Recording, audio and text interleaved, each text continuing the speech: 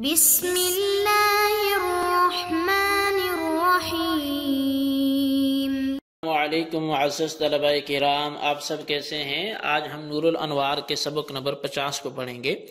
آج کے سبق کا عنوان ہے صیغہ امر اور اس کی مراد کا بیان۔ آج کے ہمارے سبق میں صیغہ امر اور اس کی مراد کے درمیان اختصاص کو بیان کیا جائے گا۔ آج کے ہمارے سبق کی عبارت وَيُخْتَصُّ مُرَادُهُ بِصِيغَةٍ لَازِمَةٍ سے شروع ہوتی ہے۔ آئیے سب سے پہلے عبارت پڑھ کے اس کا ترجمہ کرتے ہیں، اس کے بعد باقاعدہ سبق کی وضاحت کی طرف بڑھتے ہیں۔ مصنف علیہ رحمہ لکھتے ہیں وَيُخْتَصُّ مُرَادُهُ بِصِيغَةٍ لَازِمَةٍ، اور امر کی مراد صیغہ لازمہ کے ساتھ مختص ہوتی ہے۔ بیان لکون الامر خاصا یعنی یختص مراد الامر وهو الوجوب بصیغۃ لازمۃ للمراد، یعنی کہ یہ عبارت امر کے خاص ہونے کا بیان ہے، یعنی امر کی مراد اور وہ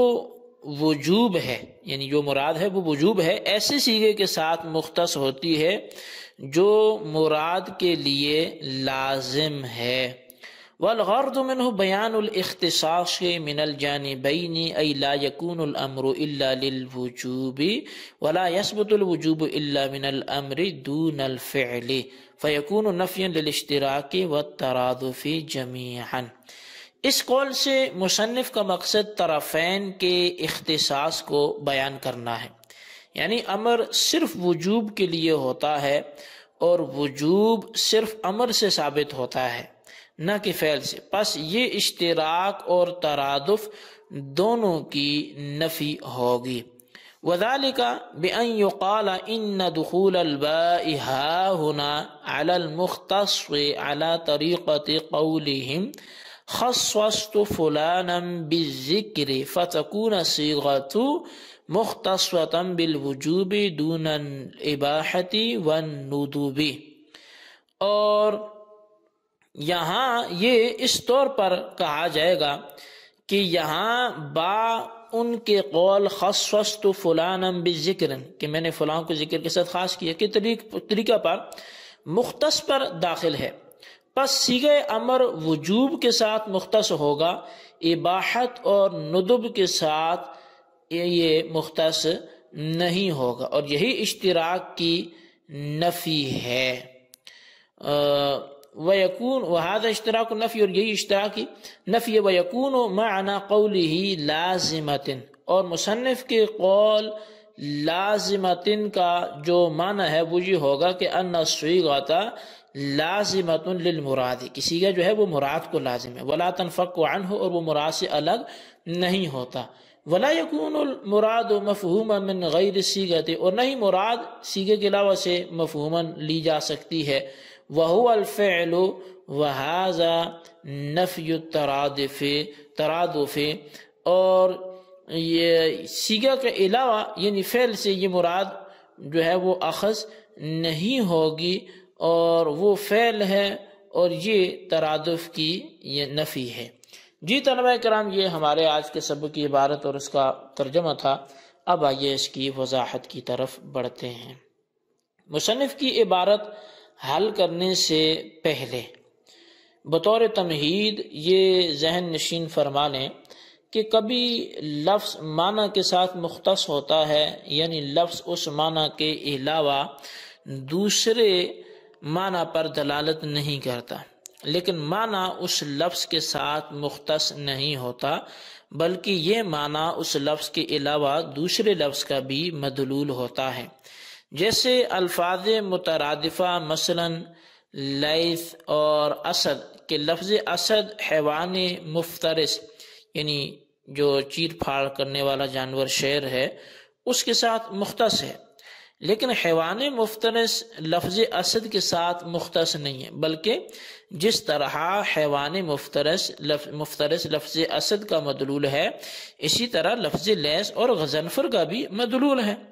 کبھی اس کا برعکس بھی ہوتا ہے، یعنی معنی تو لفظ کے ساتھ خاص ہوتے ہیں بین طور پر کہ یہ معنی اس لفظ کے علاوہ دوسرے لفظ کا مدلول نہیں ہوں گے، لیکن یہ لفظ اس معنی کے ساتھ مختص نہیں ہوتا، بلکہ جس طرح یہ معنی اس لفظ کا مدلول ہے اسی طرح اس کے علاوہ دوسرا معنی بھی اس لفظ کا مدلول ہے۔ جیسے الفاظ مشترکہ، مثلا لفظ جو قروء ہے، تو اب یہ حیض اور طہر کے درمیان مشترک ہے کہ حیض کے معنی لفظ قروء کے ساتھ مختص ہیں، لیکن لفظ قروء حیض کے ساتھ مختص نہیں ہے، بلکہ جس طرح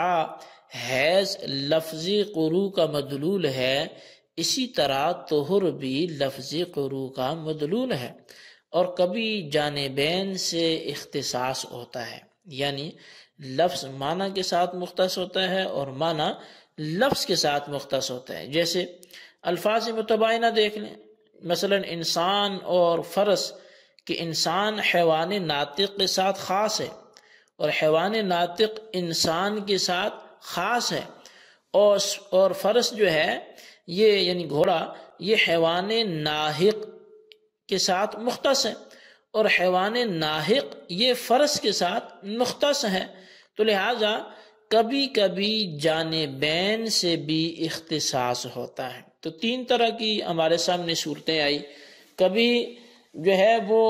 لفظ اپنے مدلول کے ساتھ خاص ہوتا ہے،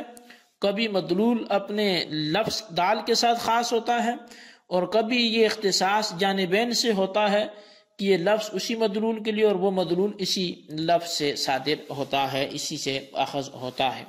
تو بہرحال یہ ایک تمہید تھی جو اصل بات سمجھنے کے لیے بیان کی گئی۔ اب اس تمہید کے بعد یہ تفصیل ملاحظہ کریں کہ مصنف کا جو مقصد ہے وہ صیغہ امر اور اس کی مراد یعنی وجوب کے درمیان جانبین سے اختصاص کو ثابت کرنا ہے، یعنی اس بات کو ثابت کرنا ہے کہ صیغہ امر صرف وجوب کے لیے ہوگا، اباحت اور ندب وغیرہ کے لیے نہیں ہوگا، اور وجوب صرف صیغہ امر سے ثابت ہوگا، فعل نبی علیہ السلام سے وجوب ثابت نہیں ہوگا۔ اور اس اختصاص کو ثابت کرنے کا جو مقصد ہے وہ اشتراک اور ترادف کے مذاہب کی نفی کرنا ہے، یعنی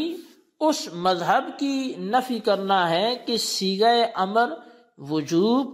اباحت اور ندب کے درمیان مشترک ہے، اور اس مذہب کی نفی کرنا ہے کہ وجوب صیغہ امر اور فعل نبی علیہ السلام دونوں سے ثابت ہے۔ اشتراک اور ترادف کی نفی کرنے کے لیے شارح جو یہاں پر نور الانوار کے مصنف ہیں انہوں نے دو تقریریں کی ہیں۔ پہلی تقریر کا حاصل یہ ہے کہ متن کی عبارت وَيَخْتَصُّ مُرَادُهُ بِصِيغَةٍ لَازِمَةٍ وَيُخْتَصُّ مُرَادُهُ، اب اس میں جو با ہے بِصِيغَةٍ لَازِمَةٍ میں یہ مختص پر داخل ہے، جیسے خصصت فلانا بذکر میں با مختص پر داخل ہے، یعنی صیغہ امر مختص اور مراد امر یعنی وجوب مختص بھی جو ہے، تو اب جو صیغہ امر ہے یہ مختص ہے اور مراد امر جو ہے وہ مختص بھی ہے، اور مطلب یہ ہے کہ صیغہ امر وجوب کے ساتھ مختص ہے، یعنی صیغہ امر صرف وجوب پر دلالت کرتا ہے، اباحت اور ندب پر دلالت نہیں کرتا۔ پس جب صیغہ امر صرف وجوب پر دلالت کرتا ہے، اباحت اور ندب پر دلالت نہیں کرتا، تو اس اشتراک کی نفی ہو گئی جو اباحت اور ندب اس کے ساتھ شریک ٹھہرا رہے تھے۔ اور ماتن کی قول لازمت، اس کے معنی یہ ہوں گے کہ صیغہ امر مراد یعنی وجوب کے لیے لازم ہے، صیغہ کبھی وجوب سے جدا نہیں ہوگا، اور مراد یعنی وجوب صیغہ امر کے علاوہ فعل نبی علیہ السلام سے ثابت اور مفہوم نہیں ہوگا۔ پس جب صیغہ امر وجوب کے لیے لازم ہے اور وجوب صیغے کے علاوہ فعل نبی علیہ السلام سے مفہوم نہیں ہوتا، تو صیغہ امر اور فعل نبی علیہ الصلوۃ والسلام کے درمیان ترادف کی بھی نفی ہوگی۔ تو بڑے پیارے ہی انداز سے جو شارح ہیں انہوں نے اس چیز کو اپنے مختصر طور پر بیان کیا ہے۔ اس کو سمجھنے کی کوشش کریں، بار بار سماعت کریں اور اچھے انداز سے خلاصہ اس کا بنا کر اپنے رجسٹر پر ضرور لکھیں، بالخصوص ان سوالات کے جوابات بھی دیں۔ سوال نمبر 1 یہ ہے کہ اشتراک اور ترادف کی نفی کرنے کے لیے شارح اور ماتن نے جو کلام کیا ہے اس کا خلاصہ لکھیں۔ اور سوال نمبر 2 یہ ہے کہ اختصاص من الجانبین کا مطلب کیا ہے واضح کریں۔ اللہ تبارک و تعالیٰ سے دعا ہے جو کچھ ہم نے پڑھا سنا اسے یاد رکھنے کی توفیق نصیب فرمائے، آمین بجاہ نبی الامین صلی اللہ علیہ وسلم۔